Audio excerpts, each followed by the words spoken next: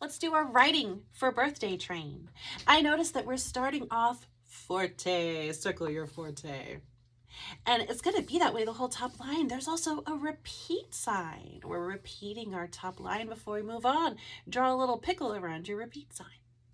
Down below, back to forte. We're still forte, not even returning. We've stayed loud the whole time until the very end. We have some soft toots at the very end. We've also got these words, move up to the next higher, F and B. That could be worth an underline or a circle of its own. Let's set up our hands for birthday train. I'm going to put my ruha one on F.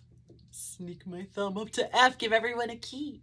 I'm going to sneak my left hand thumb up to C and give everyone a key, even though left hand thumb is the only finger that will be playing here.